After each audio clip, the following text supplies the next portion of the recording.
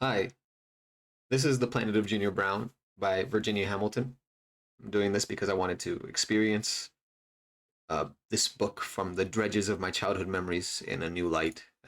Hopefully, I will like it as much or even better than I did back then. Here goes. Chapter 1. The three of them were hidden in the dark.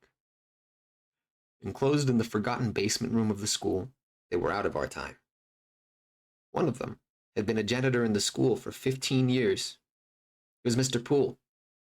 Once, he had been a teacher, an unhappy secret known only by him and the two boys with him. Long ago, Mr. Poole had constructed a false wall so that the forgotten room appeared to be nothing more than a large broom closet. He had nailed sheetrock to wood studs and had painted it battleship gray. Anyone entering the basement room would see the gray wall with the brooms and the mops stacked against it. But only the three of them knew how to move one side of the wall back a foot or two, squeeze into the large room beyond, and replace the wall again. The three of them had entered the room through the false broom closet many times. And now, together, they watched the feeble light of the solar system as they had before. The planets of the solar system were suspended from metal rods, which ran along spherical tracks attached to the ceiling. They were translucent plastic spheres, lighted from within by tiny Christmas bulbs of red, yellow, and blue. This holiday glow out of the planets seemed a very distant light. Yet it was the only light the three of them had. Yet it was the only light the three of them had, and it became a huge light in the room's musty darkness. Mr. Poole's head was visible through the silent swing of the revolving planets. His head was bald and glistened godlike in the void.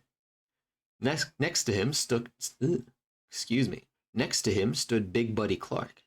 Buddy had been absent from school and on the hook for weeks. Now that he and Mr. Poole had completed their solar system, he thought he might never go back to that steaming noise some called the 8th grade. Big Buddy fiddled with the plastic Halloween pumpkin, which he had painted a hot red to make it appear more like the sun. Soon, his hands were making motions of magic over all the whirling planets. Big Buddy's slender fingers were a match for the tough set of his jawline. Floating in the feeble light, his artful hands gave away his soul in a gentle ritual. I make the world a story. Do you want to live creation?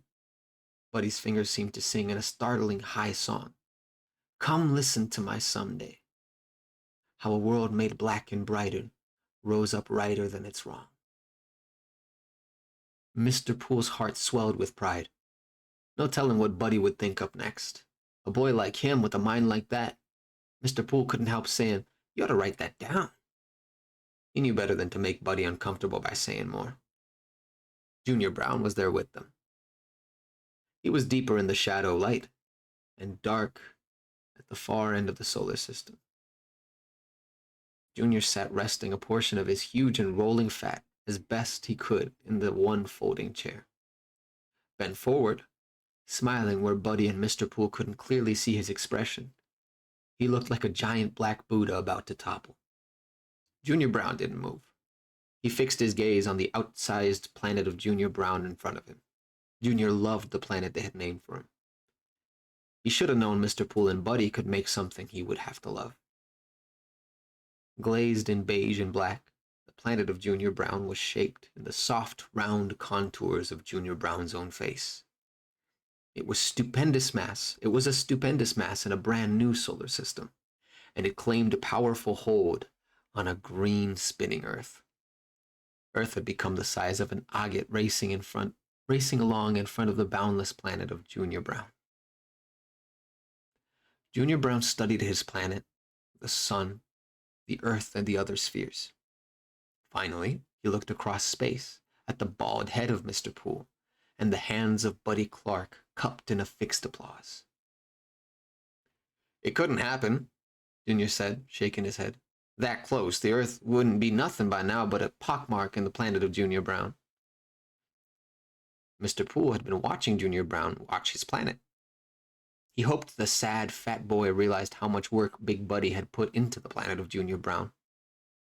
But maybe the huge fat boy was only a selfish black boy, too heartsick at his own fate to reach out to touch the fate of another. Now you can do what you can, thought Mr. Poole. You can't expect to save generosity. Like yourself, Mr. Poole said suddenly, speaking to Junior. Astronomers were amazed one morning to discover a new 10-planet solar system right where the 9-planet one had been the morning before. Our Earth was a part of the new system, yet it was trapped in the orbit of a fantastic planet known as Junior Brown. Then how come the planet already had a name when it was only just discovered? Asked Junior. He had spoken as calmly as he could. He still didn't know whether there was a trick somewhere waiting for him. Why, it all happened on that morning, said Mr. Poole. This boy was there at the planetarium early that day looking through the telescope. When he saw what had happened up in space, he commenced to yell for the astronomers. Hey, looky here, he kept screaming. Pretty soon the place was full of sleepy-eyed stargazers. They all knew the boy had no business being in the room where the telescope was housed.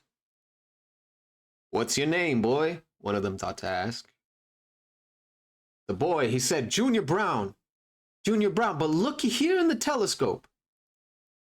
What's your name again? One absent-minded professor asked him. It's Junior Brown. It's Junior Brown. Looky here in the telescope. Well, Mr. Poole said. Finally, they did look through the telescope. One of them said, Jesus, Ralph, it really is Junior Brown. What the astronomers saw through their telescope, said Mr. Poole, changed their lives completely, and changed completely the whole order of things. However, the Astros were not men to blow their cool. They had a sense of humor. This might just stop the war for a while, one of them said. Another said, and stop the population explosion. And riots, the boy had said, getting into the swing of it, and poverty and going to the Statue of Liberty every field trip day. After that, said Mr. Poole, Junior Brown was always welcome at the planetarium. The astronomers never caught what his name was, and never knew how they happened to call the amazing new planet Junior Brown. But they were glad to have a name for it right off like that. Now, they wouldn't have to name it My Old Lady, which had been the suggestion of one graduate assistant. Oh, sure, man, Buddy Clark said, taking up the story from Mr. Poole. Buddy's voice was a soft, high purr. Okay, I messed that up, so I guess we're going to make it a soft, high purr. Those astronomers measured and experimented and even ate their meals looking through that telescope. They had to admit that the 10-planet solar system, after about 50,000 years, was stable and up there to stay for the rest of time. In the feeble light of the miniature solar system, Big Buddy's hands flipped over, palms down. His hands crossed and slowly uncrossed, while in the room, the planet slowed into gliding, peaceful revolutions. There were 3 speeds to Mr. Poole's and Buddy Clark's solar system, the same as there were to any decent record player. It was Mr. Poole who had changed the pace of the planets while Junior watched Buddy's hands. But for Junior, the slowing down of the planets had seemed like magic. Now, Buddy said, just to figure how those astronomers felt when it hit them that little Earth wasn't a bit bothered by what happened to be a hot-grown gravity pull from the planet of Junior Brown. Shoot, man, they tore out their hair. Eyeballs were spinning. Buddy Clark laughed. To Junior, the laughter spilled out of Buddy's mouth in musical triads. Remember, Mr. Poole spoke again, Earth didn't circle the great planet like a satellite. It revolved around the sun, in orbit with and in front of the planet of Junior Brown. In shadow and light, Junior Brown tried to keep calm. Mr. Poole and Buddy could do anything, could make anything they wanted to make. It seemed to Junior that he couldn't do anything anymore, not even the one thing he wanted most to do. Behind his eyes, the sound of Miss Lenora Peebe's grand piano swelled in a perfect crescendo as he played it. The music in his mind faded as Junior concentrated on what Mr. Poole had just told him. It's some kind of math problem, he thought. He studied the orbiting Earth and the planet of Junior Brown. Then he watched Mr. Poole. Oh, sorry, that's a little pixel out of place. Then he watched Mr. Poole. Junior's face was placid when at last he said, "There's no way to balance the Earth against the pull of a planet the size of Junior Brown." "Indeed," Mr. Poole said. "And when the Astros calculated the planet's weight, they found it solid beyond all wishing otherwise. However," Mr. Poole added, "everything worked out just fine when a band of some 30 asteroids was discovered in the same orbit and at exactly the same distance from the planet of Junior Brown as what's its leader, Earth." "My stars," said Buddy Clark. "I think I spy me an equation." Junior Brown brushed his hand over his eyes. He should have known Buddy would have to pull some trick, just because he knew some science. Buddy couldn't play the piano, though, the way Junior could. Couldn't paint people either. "I don't see no 30 asteroids following the planet of Junior Brown," Junior said. There was a silence in the room before Buddy thought to say, "You don't see any moon going around the Earth either, man." "I meant to ask you about that too," Junior said. "And the sun you made won't be near big enough either." "Listen at this clown," Buddy said to Mr. Poole. His magical hands fell away into the darkness. "We had enough trouble adding an extra planet, didn't we, Mr. Poole?" And then, "You ever try to figure out the problems to adding a 10th planet to a 9-planet solar system?" he said to Junior. "Well, then you should next think about trying to figure a band of asteroids to boot." "If and when you going to build something, build it right," Junior told him. "He always has to spoil something," Buddy said to Mr. Poole. "How you ever gonna change a clown who don't have to want for nothing?" "Didn't spoil nothing," Junior cut in on him. "I just didn't see no asteroids, and you all started talking about some asteroids." "You want gold-plated asteroids and 50-foot sun made from silver," muttered Buddy. "I had a hard enough time stealing a motor to run this whole thing." Mr. Poole's head spun to one side. "You stole it? You didn't steal it, Buddy." "No," Buddy said, clenching his hands in the feeble light. "I didn't steal it off of nobody." "Then why did you say you stole it when you know you never did?" Oh, that was Junior. My bad. "Then why did you say you stole it when you know you never did?" Junior said. He smirked at catching Buddy in a lie. "Because, clown, it's easier to say I stole it than to tell how much of a steal it was picking it up in the street." "Shut," Junior said. "Motor lying there, jumping around in the corner. Say, 'Here I am, Buddy. Come on, put me in your solar system.'" Junior laughed, his body rolling and shaking. "Okay," Buddy said. "I got me a mechanism off of one cat in the gas station on Amsterdam, and I got me another piece from a body shop on Canal.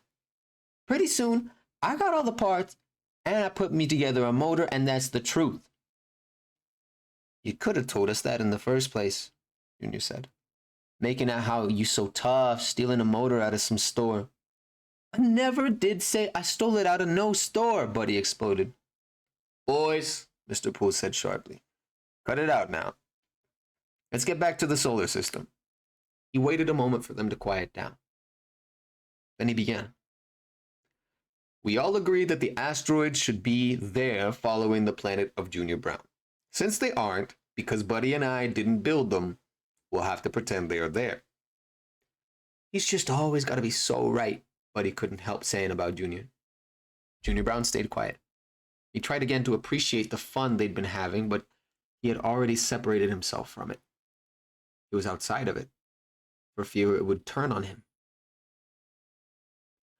"There's a band of asteroids right behind the planet of Junior Brown," Junior said. "I see a whole bunch of 30 of them." "That's right," said Mr. Poole. "The asteroids and Earth make 2 equilateral triangles with the planet of Junior Brown and the sun." Then Buddy said, "Any 3 bodies in space forming an equilateral triangle will revolve in a circular orbit around one of the 3. "I know it," Junior said softly. He wished he could just go home to his room. But he continued. One triangle is Junior Brown, the asteroids, and the sun. And the other is Junior Brown, the Earth, and the sun. It comes from the Lagrange proof that every planet will have in its orbit 2 points of gravitational equilibrium where matter could settle. Good for you, Mr. Poole told Junior. I hope you can see that each point would be the third corner of an equilateral triangle formed by drawing lines between it and the planet and the sun. Junior looked from Mr. Poole to Buddy, then down to the spheres of the solar system. He was feeling pretty good inside, for Mr. Poole and Buddy had gone to a lot of trouble to take his mind off things. Junior always did like to play games, only this planet of Junior Brown was almost more attention and kindness than he could stand. Rocking gently back and forth, he cupped both hands over his eyes. Understanding Junior's shyness, Mr. Poole thought to look away. He turned toward Buddy Clark, who stood bathing his hands in the feeble light. Buddy seemed not to know what to do next to show his regard for the huge and talented, often helpless fat boy. Mr. Poole smiled at the wonder of Buddy Clark. For seldom had Mr. Poole come across a street boy like him. He'd found Buddy a year ago in the straggly roughhouse pit of 7th grade, hidden until the school was empty and looking like any half-wild alley cat. Buddy had crept from his hiding place and had picked up the lock of the nearest classroom. Once inside, Buddy had opened a book he had with him and had filled the chalkboard with math problems beyond his comprehension. So it had seemed, thought Mr. Poole. Watching from the shadows a year ago, he had discovered that Buddy could get through 2 or 3 problems difficult even for a college student. Weeks later, Mr. Poole had thought of taking over a forgotten basement room and making it into a hidden place from where he might help and teach the boy. But a year ago, skittish and suspicious of any adult, Buddy Clark had bolted. He hadn't sneaked back into the classroom at night for a month. The next time Mr. Poole saw him, Buddy had Junior Brown with him. Junior Brown. A year ago, Mr. Poole had seen Junior around. He'd heard Junior playing the piano in the music room, but he hadn't gone near him. With his talent, Junior should have been given all the care he needed. But so fat, so awful to look at. The school, like Mr. Poole, had left him alone. From the very first, he had been careful of the 2 boys. Last year, letting them know he was there in the shadows, he had kept his distance and was as cautious as any teacher ought to be. Mathematics cushioned by astronomy had long ago been Mr. Poole's waking thought. Surely, he had been successful in his classroom teaching. Tough black children of city streets could lay bare their minds in his loud and open classes. But I lost heart, thought Mr. Poole. I could no longer teach in so rigid a regime. Maybe I was wrong. Things change. Has any of it really changed? Only now, through his work with Buddy Clark and the example of Buddy's devotion to Junior Brown, did Mr. Poole slowly begin to believe in himself again. He could no longer remember when he arrived at the curious notion that the 2-legged beings on Earth were only disguised as men. Working with Buddy, he sensed a whole new being lying in wait within the boy. Perhaps the human race is yet to come, thought Mr. Poole. We must make life ready. Buddy Clark moved through the darkness of the hidden room with its solar system until he was standing beside Junior Brown. Gently, he feinted a couple of left jabs to Junior's head and succeeded in easing the fat boy out of himself. "Shaw, man," Junior said, half in anger. Swinging one of his enormous arms, he knocked Buddy away into darkness. Buddy laughed, surprised, as he always did when reminded of the sheer strength of Junior Brown. Above them in the school, buzzers sounded, followed by muffled scuffling, like hundreds of rats trapped in an attic. 2:15, Buddy said. We still got us some time. He looked down at the mighty planet of Junior Brown. Let them crack those books. Junior Brown shifted his book in the folding chair. I thought I'd maybe leave early, he said. He did not look at Buddy. Buddy was silent for a moment. Lately, Junior would try to get away by himself, but he never could figure out if Junior was trying to get rid of him. You leave early, Buddy said, and you gonna have to go down to the river and wait longer than you would ordinary since it's Friday anyway. Immediately, Buddy knew he shouldn't have mentioned Friday. He could have kicked himself when he saw Junior try to hide his 262-pound body within the flab of his arms. Listen, man, Buddy said to Junior. Mr. Poole and me, we haven't even finished our entertainment. We got us a whole show ready. How much you know about our universe? Junior had to shake his head. For what he knew about the universe... Oh, shoot, I read that in Junior's voice. My bad. That was Buddy. Junior had to shake his head, for what he knew about the universe had come from his friendship with Buddy Clark. He never felt close to it the way he felt close to music. The feel of space between quarter notes or the arrangement of space in an arpeggio played properly made Junior completely happy. But the rhythms of the universe and the vastness of its space brought him only loneliness. Mr. Poole here knows all about the universe, Buddy said. Nothing he don't know. So you can set yourself easy, Junior. We're going to give you a circus ride. Mr. Poole waited in the weak glow of the planets to see if Buddy could reassure the fat boy for one more time. What would happen, he wondered, if Buddy got tired of it and let Junior leave early? Would Junior hurry off? Or would he stay, afraid to move without Big Buddy to shadow him? Mr. Poole's hands came into the light, touching the spheres as they moved, and testing the rods from which they were suspended. The universe, he said, has to be the same everywhere in all directions. Our solar systems in the Milky Way is not unusual or different.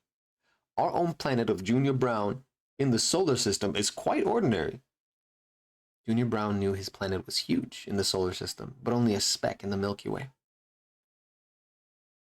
Heavenly science demonstrates that nature is the same everywhere, Mr. Poole said. The universe acts the same everywhere. This being so, the Milky Way, the solar system, and the planet of Junior Brown hold no unusual position. Space and time, Buddy Clark said.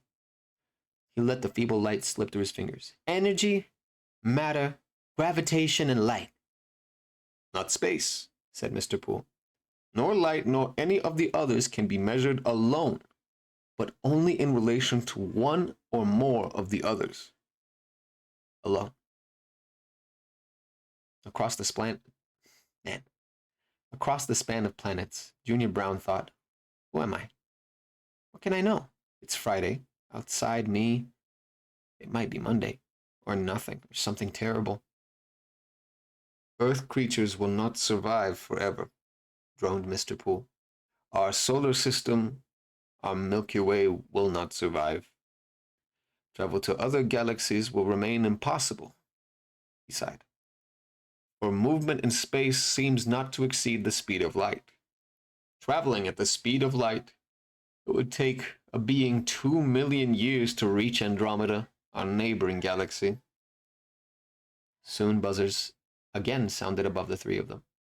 When the youngest stars of our Milky Way die, as all things will die, said Mr. Poole, life for beings will end. Junior Brown got up slowly from his chair, his unbelievable girth of flesh and fat spreading out from his powerful frame. If all things were bound to die, what was the point of being born? Junior thought. I'm looking 40 mile, he sang softly to himself. Believe him fixin' to die. He moved away from the light of the solar system into the void. Wait a minute, man, Buddy told him. I gotta hurry. I got me someplace to go, Junior said.